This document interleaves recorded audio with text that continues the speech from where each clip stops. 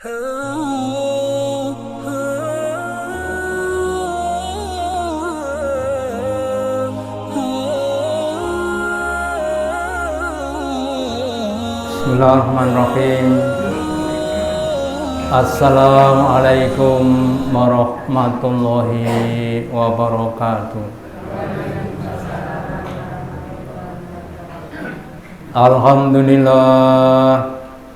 Alhamdulillahilladzi an'amana bi ni'matil imani wal islam.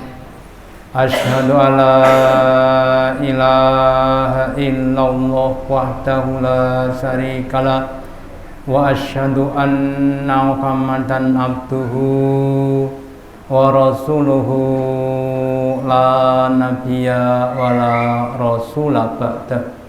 Allahumma sholli ala Muhammad wa ala ali Muhammad kama sholaita ala ali Ibrahim innaka hamidum majid wa barik ala Muhammad wa ala ali Muhammad kama barakta ala ali Ibrahim innaka hamidum majid. Qala Allahu ta'ala fi kitabihil karim, a'udzu billahi minasy syaithanir rajim. Ya ayyuhalladzina amanu ittaqullaha haqqa tuqatih wa la tamutunna illa wa antum muslimun. Bapak Ibu hadirin yang dirahmati Allah Ta'ala, yang pertama dan utama, marilah kita selalu meningkatkan, menambahi kesyukuran kita, keimanan dan ketakwaan kita kepada Allah Ta'ala dengan menjalankan perintah-perintahnya dan menjauhi larangan-larangannya. Bapak Ibu hadirin yang dirahmati Allah Ta'ala, tingkat ketakwaan, tingkat ketaatan seseorang kepada Allah itu dipengaruhi oleh banyak faktor, banyak unsur. Salah satu faktor atau unsur yang mempengaruhi tingkat ketakwaan adalah kesadaran. Ya, jadi orang itu kalau semakin sadar maka akan semakin takwa. Kita ambil contoh saja, umpamanya ada dua murid, ada dua siswa, ada dua santri yang sama-sama sekolah di suatu sekolahan. Sebut saja namanya A dan B. Si A adalah murid yang sudah sadar akan belajar, maka dia akan mengerjakan tugas-tugas, akan membaca buku-buku termasuk buku literaturnya. Sementara si B yang belum sadar akan belajar, maka dia mungkin malas untuk masuk sekolah. Jangankan kok mengerjakan tugas, masuk saja kadang-kadang tidak mau. Itu adalah contoh perbedaan antara orang yang sadar dan orang yang belum sadar. Demikian juga dalam mencari ilmu agama atau beribadah, maka kesadaran itu sedikit banyak akan mempengaruhi ketakwaan kepada Allah. Semakin tinggi, semakin besar tingkat kesadaran, maka dia akan semakin semangat, semakin berusaha untuk mendapatkan tingkatan-tingkatan amal yang lebih tinggi. Maka semoga kita semuanya termasuk hamba-hamba Allah yang semakin lama semakin diberi kesadaran yang lebih tinggi dalam hal bertakwa kepada Allah Ta'ala. Dalam sebuah ayat atau dalam surat Abasa ayat yang ke-8, surat yang ke-80 ayat yang ke-8, Allah mengkisahkan seorang yang buta matanya tetapi melihat hatinya, yaitu Abdullah bin Ummi Maktum, seorang sahabat Nabi yang buta matanya tetapi diberi kesadaran untuk mau belajar Islam, maka dia mendatangi Rasulullah dalam suatu pertemuan, maka katakan wa amma man ja'aka yas'a, maka adapun orang yang datang kepadamu wahai Rasulullah, yas'a dengan berlari atau berjalan. Yas'a itu berlari sampun berjalan sambil berlari atau lari kecil.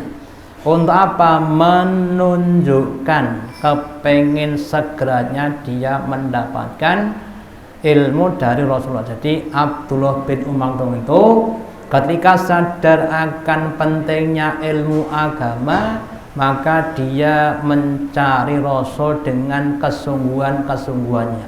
Ini harus kita pelajari atau kita tiru, bahwa ilmu itu akan menjadikan amal kita menjadi lebih utama. Ya, maka kemudian setelah dia mendapatkan ilmu sekali, dua kali dan seterusnya, maka dia akan semakin termotivasi, semakin semangat. Demikian juga kalau sudah semakin banyak ilmunya, maka akan semakin mudah untuk beramal.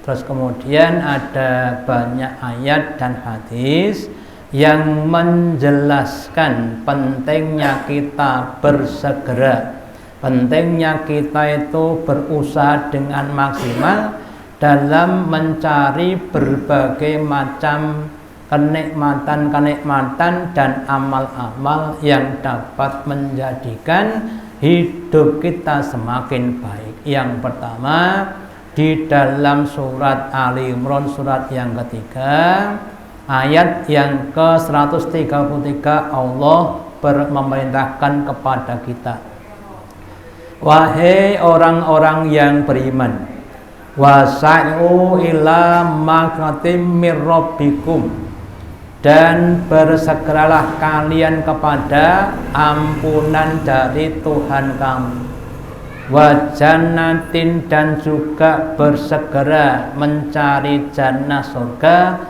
arduas samawatu wal ardu, yang luasnya surga itu seluas langit-langit dan bumi, uiddat lil muttaqin, yang disiapkan, yang diberikan kepada orang-orang yang bertakwa.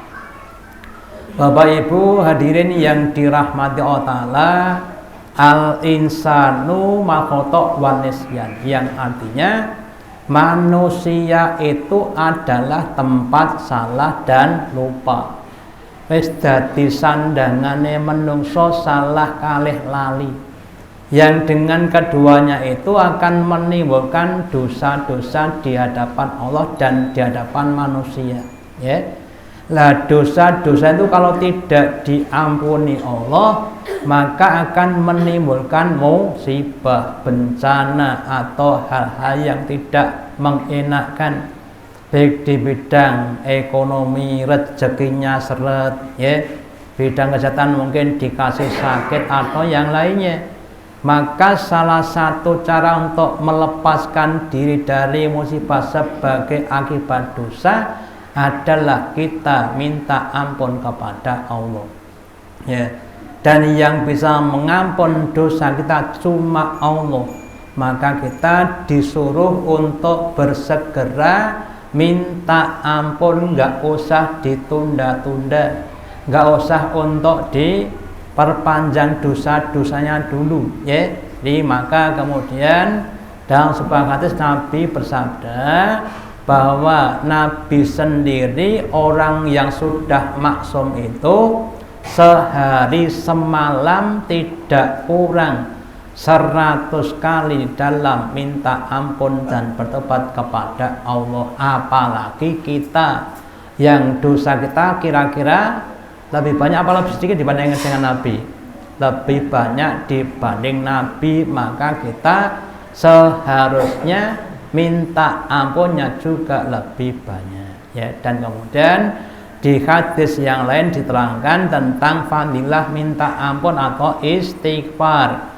Man lazimal istighfaro ja'alallahu limin quli doikin mahroja.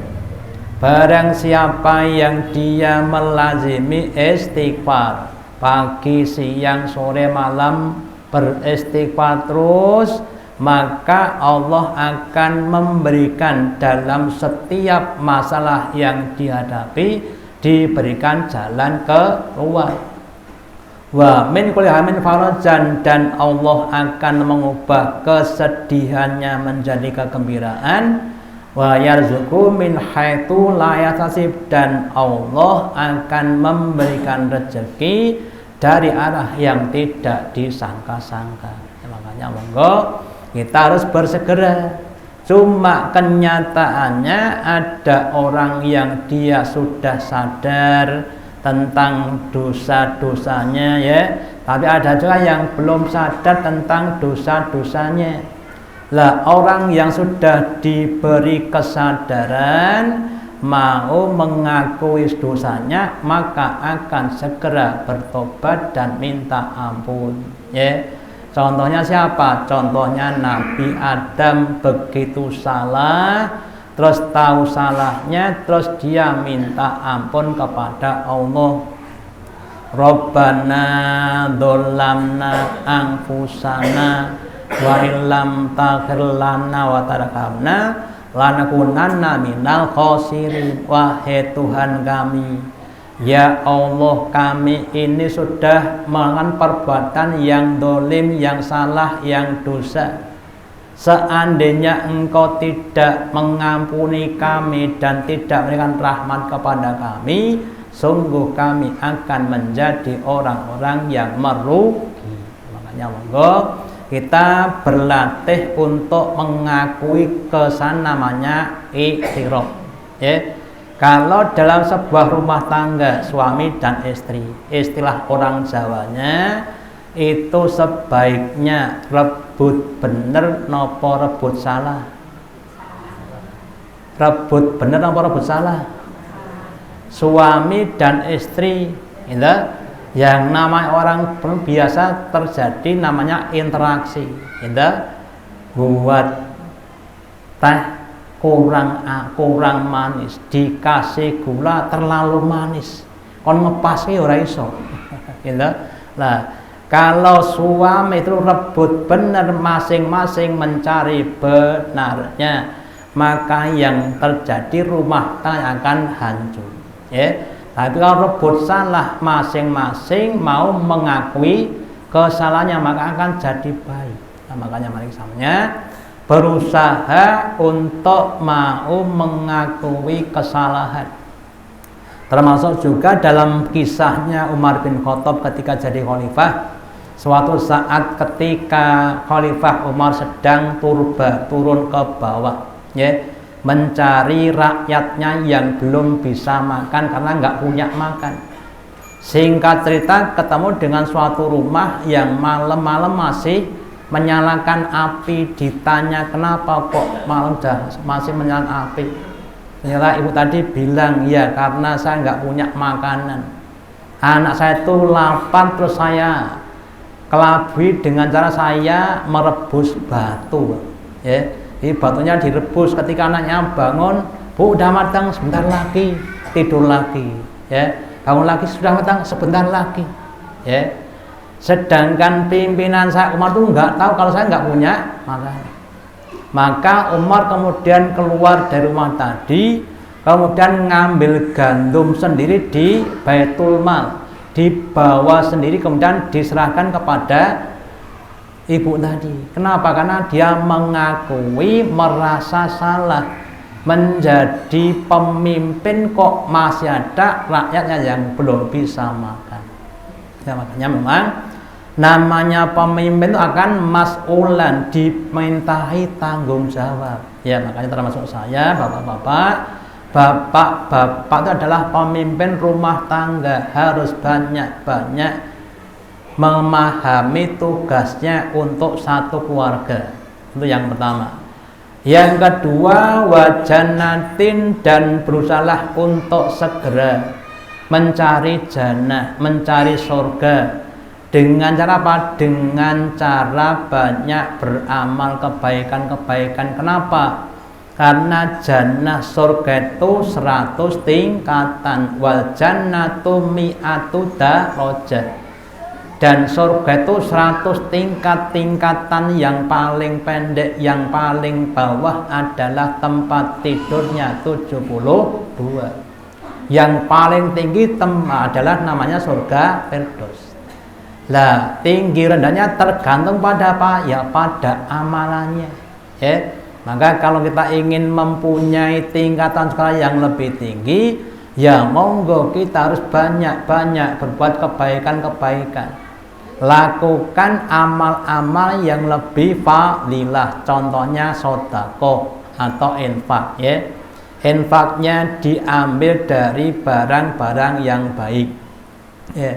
Jangan barang-barang yang buruk. Contohnya Qabil dan Habil. Qabil dan Habil itu diperintah Allah untuk bersedekah. Qabil itu seorang petani yang disedekahkan sayuran dan buah-buah yang sudah busuk. Sedangkan si Habil seorang peternak yang disedekahkan adalah hewan-hewan yang gemuk-gemuk, ya. Maka sedekahnya si Qabil tidak diterima, sedekahnya si Habil diterima. Kira-kira kita ini seringnya seperti Qabil napa Habil? Kira-kira seringnya seperti Qabil napa Habil? Nek nyambung kotak sing cilik dhewe napa sing gede dhewe? Kalau masih banyak Qabil, ya semoga besok kemudian bisa berubah seperti si Habil. Jadi memang semuanya harus pakai proses, ya. Sudah diambilkan yang baik, terus diberikan dengan cara yang baik. Orang Jawa kan sering tawadhu, gitu. Nyumbang 1 sak beras, bilangnya maaf ini anak ada beras sejimpit. Sejimpit itu 25 kilo. Jimpitnya pakai.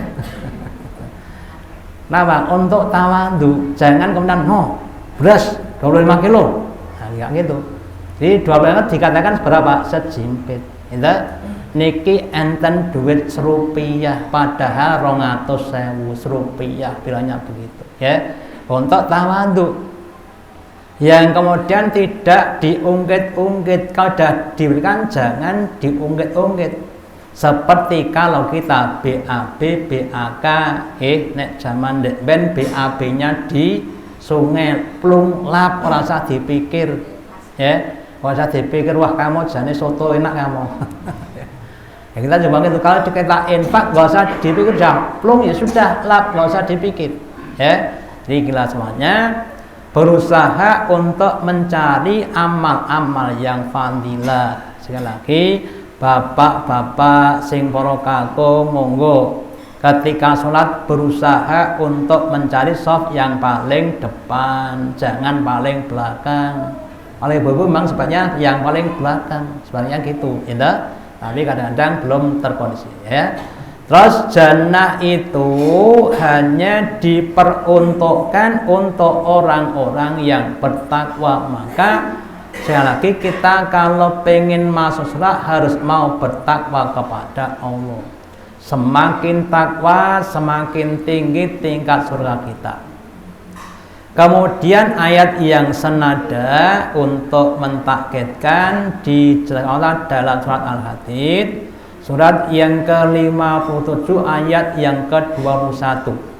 Sabiku, ya, berlomba-lombalah, banteran-banterlah kamu ila magfiratin mir rabbikum, kepada ampunan dari Tuhan kamu. Perbedaannya orang kafir dan orang beriman ketika berbuat salah. Nabi menggambarkan orang beriman itu kalau berbuat salah seperti tangan yang kena api. Ini api tangan, langsung digeret, gitu. Tidak kemudian kena api, waduh terbakar ya tanganku, kan nggak gitu. Ya, jadi ketika kena api langsung apa? digeret. Itu orang-orang beriman. Lah kalau orang kafir kalau berbuat salah seperti panah yang lepas dari busurnya, begitu lepas plas gitu kemudian bablas ke sana, ya. Maka kemudian kita harus sabiku sesegera mungkin untuk minta ampun, ya. Bahkan kalau bisa sebelum berbuat salah itu kita sering kadang-kadang minta maaf. Mau ngomong sama orang lain dikhawatirkan nanti ada salahnya, mohon maaf, gitu. Sebelum ngomong itu sudah mohon maaf dulu, gitu. Mohon maaf kalau tidak mengganggu, saya mau pinjam motornya, gitu. Itu untuk menjaga nih kalau ada kesalahan, ya. Kemudian yang kedua adalah kepada surga yang luasnya seluas langit-langit dan bumi. Nah, ini sekali saya sampaikan sedikit bahwa surga itu luasnya seluas langit-langit dan bumi, hanya diperuntukkan orang-orang yang bertakwa. Yang orang bertakwa atau orang iman itu jumlahnya cuma sekitar 1/1000 dari jumlah manusia, karena Nabi bersabda setiap 1000 orang itu nanti yang masuk surga adalah cuma satu yang masuk neraka 999, ya. Jadi jumlahnya yang masuk cuma sedikit tapi tempatnya luas, ya. Nanti panjenengan diberi rumah itu sak lapangan bola, ya, bukan sak lapangan sekak tapi sak lapangan bola, ya. Kemudian uiddat lil ladzina amanu billahi wa rasulihi, yang disediakan khusus untuk orang-orang yang beriman kepada dan rasulnya, ya. Dari kafak wa yu'ti mayasa, dan pemberian surga itu merupakan fadilah karunia Allah yang diberikan kepada orang yang dikehendaki. Nabi pernah bersabda, ya, tidaklah seseorang itu masuk ke dalam surga karena amalnya, ya. Maksudnya bagaimana? Maksudnya amal-amal yang dilakukan itu tidak cukup untuk membeli tiket masuk ke dalam surga, gitu. Nah, terus bagaimana? Karena orang itu adalah karena fadilahnya Allah. Contohnya, ya, yang sering saya sampaikan, seandainya Pak Bu, ya, kita ibadah kepada Allah dari bangun tidur sampai tidur kembali 24 jam sehari, seandainya gaji kita 1 miliar. Miliar itu nolnya 9, ya. 1 tahun 365 miliar. Kalau hidup kita 100 tahun cuma 36,5 triliun, gitu. Itu digunakan untuk beli Indonesia nggak cukup, duitnya nggak cukup. Loh, pada satu tiket surga itu harganya lebih mahal dibanding dunia dan seisinya. Terus Allah yang nomboi, gitu. Pak, nggak boleh. Mbok saya diberikan HP, saya punya uang, Pak. Uangmu berapa? Uang saya 127.000. Terus HP-nya harganya berapa? Harganya 5 juta. Jadi bapaknya itu tonggoknya cuma 4.873.000. Nah, uang anak cuma segitu, kita juga begitu. Amal kita cuma sedikit. Terus ditambahi, ditombol otak sehingga bisa masuk ke dalam surga.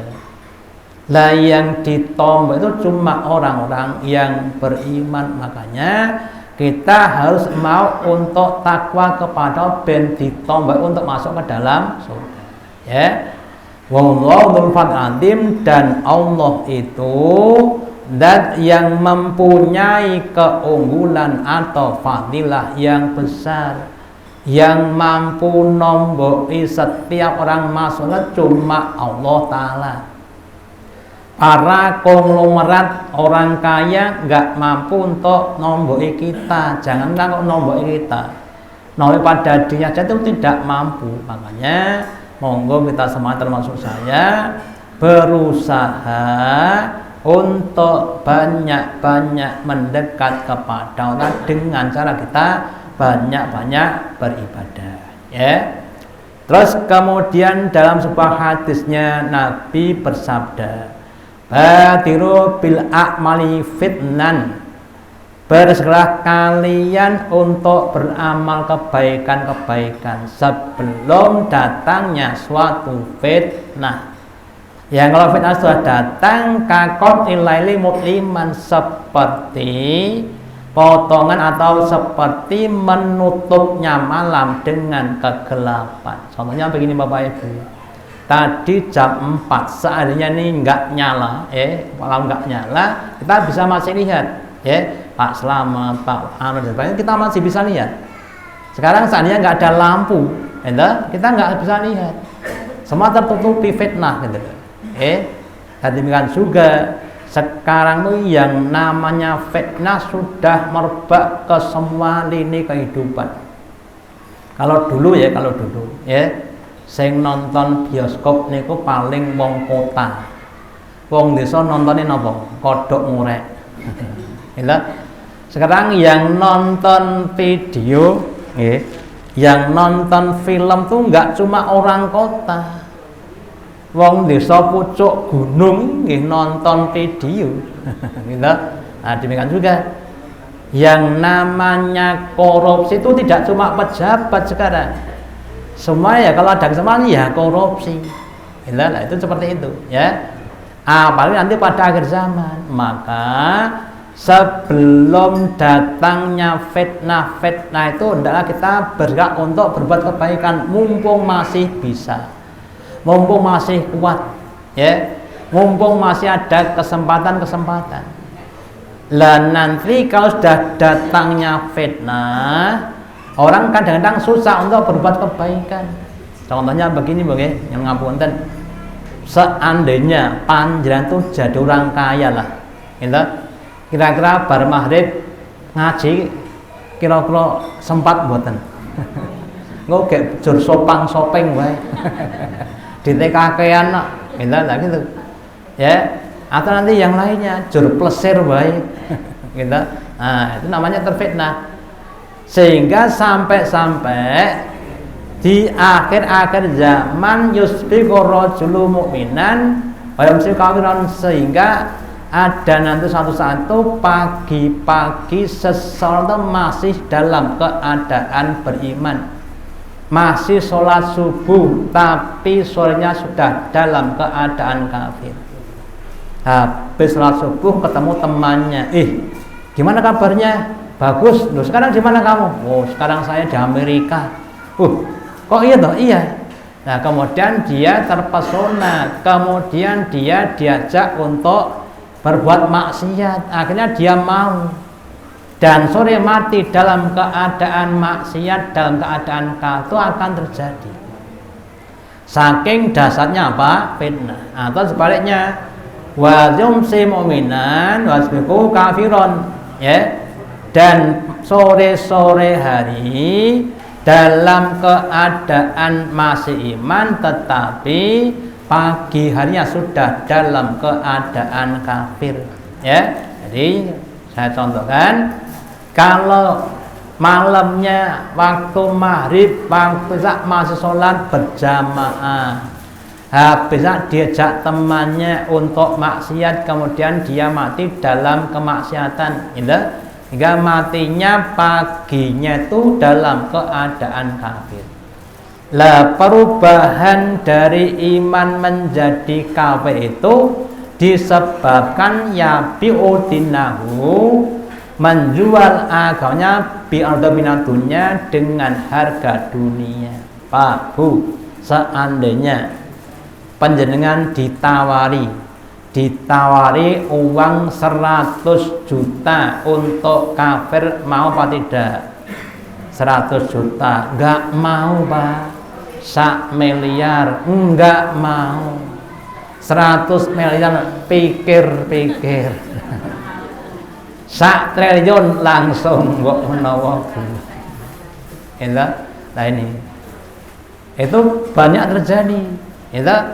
Jangankan kok uang 1 miliar, ada yang cukup dengan supermi atau mungkin sembako, itu bisa menjadi murtad di daerah tertentu seperti itu. Nah nanti di akhir zaman juga seperti itu ya. Jadi karena orang terpena dengan nikmatnya dunia, sehingga mereka menjual agamanya demi mendapatkan kenikmatan dunia yang sementara. Semoga kita termasuk hamba-hamba Allah yang dijaga Allah dari fitnah-fitnah dunia. Tadi sedikit saya bincang dengan murid saya yang jadi wartawan. Ternyata jadi wartawan itu juga banyak kemudian untuk berbuat yang tidak baik. Terus kemudian hadis yang senada agak panjang, Nabi bersabda, badiru bil a'mali sab'an, bersegeralah kalian untuk berbuat baik sebelum datang 7 perkara. Yang pertama, hatang diruna bi'illa fakron musian. Kalau sekarang kalian tidak mau berbuat kebaikan-kebaikan, apakah kamu akan menunggu adanya kefakiran yang melupakan? Sekarang masih punya uang untuk korban, berkorbanlah. Punya uang untuk sedekah, sedekahlah. Punya uang umroh, umrohlah sebelum datang kefakiran. Ada konglomerat yang kena dampak kemudian jadi miskin. Ya Allah Ta'ala mampu mengubah orang kaya jadi miskin. Nah kalau jatuh miskin, nggak bisa infak, nggak bisa korban, nggak bisa haji, maka lagi bagi yang diberi kelonggaran, hendaklah digunakan sesegera mungkin untuk berbuat kebaikan. Yang utama, auginan mudhian, atau sebaliknya, datangnya suatu rezeki yang dengan rezeki banyak kita menjadi tonggo, melupakan dalam keadaan kita tonggo. Contohnya Tha'labah itu ketika miskin rajin ke masjid. Ketika sudah semakin kaya, ternaknya banyak, kambingnya banyak, kemudian lama-lama jauh dari masjid. Sampai suatu saat ketika datang zakat, dia tidak mau zakat. Kenapa? Karena iman gitu loh, Makanya kalau bisa, untuk kita ya harus berusaha untuk banyak amal soleh. Kalau sudah menjadi kaya, sudah jadi orang the have, merasa besar, nggak mau ke masjid, Maka itu harus kita hindari. Itu yang kedua, al-mardan mufsidan, atau datangnya sakit yang merusakkan. Ketika badan kita masih sehat, monggo digunakan untuk berbuat kebaikan, ngaji yang telaten, istiqomah, sholat berjamaah dan lain sebagainya, supaya kalau nanti kita sakit kita tetap diberi pahala. Orang yang beramal istiqomah ketika sehat, maka ketika dia sakit tidak menunaikan amalnya tetap diberi pahala seperti ketika sehat, Tapi kalau ketika sehat dia tidak berbuat kebaikan, ya ketika sehat juga tidak bisa diberi pahala seperti itu. Makanya monggo kita semuanya berusaha memakan amal kita. Haraman mufanidan, atau datangnya sepuh yang kemudian menjadikan lemah. Mumpung kita masih sehat, utamanya yang masih muda-muda, monggo dilazimi untuk berbuat kebaikan. Nanti kalau sudah sepuh, mau berangkat ke masjid kadang sudah susah. Saya contohkan Bapak Ibu, saya punya teman saya itu punya kakeknya itu sejak muda selalu sholat berjamaah. Sampai suatu saat sudah sepuh, dia punya tetangga tukang beca, kontrak beca. Pak, kamu tak kontrak untuk ngantarkan saya sholat berjamaah 5 waktu. Selain itu kamu silahkan cari orderan lain. Jadi ketika subuh dia antar ke masjid, selesai jemput, ya. Kemudian tukang becaknya pergi cari yang lainnya. Menjelang zuhur dia datang lagi. Jadi sampai ngontrak becak tekan mati. Ya. Untuk apa bisa menaikkan sholat, ya. Seperti itu, ya. Makanya kalau bisa kita juga begitu, jangan sampai nanti kita akhirnya itu akhir yang kurang baik, ya. Aumatan mujahiron, ya, atau mujahizan, ya, atau kalian menunggu datangnya kematian yang memisahkan. Kalau kita sudah mati nggak bisa beramal. Kita beramal kalau kita masih hidup, dan nanti ketika orang itu mau meninggal dunia biasanya akan menyesal, ya. Ketika rohnya sampai di tenggorokan, terus fitnahnya dibuka. Kalau rohnya belum sampai di sini, uang dan pahala itu pilih uang. Tapi kalau sudah sampai di sini, uang dan pahala itu pilih pahala, gitu, ya.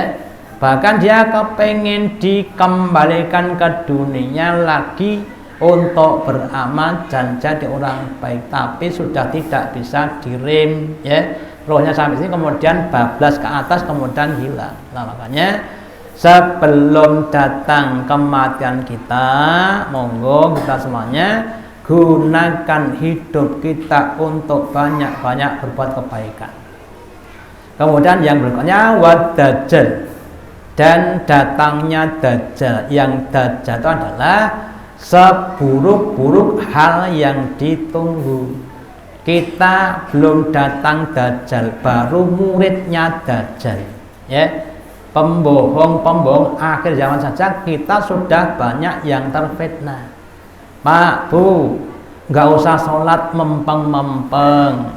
Nanti kalau menjelang sedo kita cukup baca la ilaha illallah, sudah selesai masuk surga. Dalilnya ada. Oh iya toh? Iya, nggak usah ke masjid, ya, enak saja. Kalau nanti nggak sempat mau baca itu kemudian disolatkan 4 orang, sudah jaminan masuk ke dalam surga, ya. Itu namanya kan pembohong-pembohong, gitu. Loh, padahal ya kalau kita tahu orang tuh kalau nggak biasa baik itu suruh baik itu susah. Orang biasa miso tuh kalau kesandung yang diucapkan apa? Mosok inalillah, biasa miso ya miso, gitu. Nah, kalau mosok inalillah ya susah, kenapa nggak biasanya, gitu loh. Yang kedua, yang namanya mensolatkan itu adalah mendoakan. Ya, kalau yang didoakan orang beriman ya bisa, kalau nggak orang beriman ya nggak bisa. Ya, makanya jangan sampai kita tertipu dengan pembohong-pembohong. Ya. Terus apalagi nanti kalau datangnya dajjal, di kitab Riyadhus Shalihin yang paling bawah, yang belakang itu nanti ada dikatakan dajjal itu datang. Nanti pertama kali yang disuruh adalah untuk bertakwa kepada Allah Ta'ala. Yang disuruh adalah bertakwa. Ketika orang kemudian takwa, manut kemudian diinggok, ya. Ada orang ya dibunuh langsung, ya, dibelah. Ya, kemudian ditakwan, kemudian dihidupkan lagi. Berarti ini Tuhannya, ya ini dajjal, ini Tuhannya. Ya, kemudian sudah belok, betul. Di negeri sana nggak mau beriman, langsung merah, langsung terbakar. Negeri sana mau takwa, kemudian jadi hijau. Seperti itu, ya. Sehingga orang tuh istilahnya nggak bisa lepas, gitu. Yang diberi pilihan, disuap pakai edit, disiksa apa dikasih uang, pilih mana? Disiksa apa dikasih uang, pilih mana? Ayo dikasih uang. Siapa sih yang belum berkoso? Nah, itulah dajjal, gitu, ya. Makanya kalau sudah datang dajjal itu hampir semua orang kan terfitnah mengikuti dajjal dan akhirnya masuk ke dalam neraka. Makanya kita semuanya kalau bisa, ya, semoga Allah itu mematikan kita sebelum datang dajjal, gitu. Nah, itu. Terus kemudian yang terakhir, wasaah atau datangnya kiamat yang itu juga lebih dahsyat dibanding dengan yang lainnya. Artinya kalau sudah datangnya kiamat, orang itu tidak akan mampu beriman. Bahkan dikatakan 40 tahun sebelum kiamat itu nggak ada yang beriman. Ya, semua sudah maksiat, sudah kafir. Ya, bahkan nanti yang menyaksikan kiamat itu pasti masuk ke dalam neraka karena kafir semuanya. Nah, nanti orang beriman sebelum datang kiamat akan ada angin, kemudian menerpa orang beriman, kemudian orang beriman mati. Yang kafir nggak mati, ampuh mana? Ampuh orang kafir. Tapi apa? Matinya itu penyelamatan dari datangnya kiamat. Nah, semoga dengan ini kita termasuk Allah Ta'ala yang berusaha untuk bersegera dalam berbuat kebaikan. Semoga Allah Ta'ala memberikan kekuatan, keistiqomahan, keikhlasan dan kesabaran sampai akhir hayat. Amin. Kita akhiri. Allahumma taqabbal minna innaka antas samiul alim wa tub alaina innaka antat tawwabur rahim.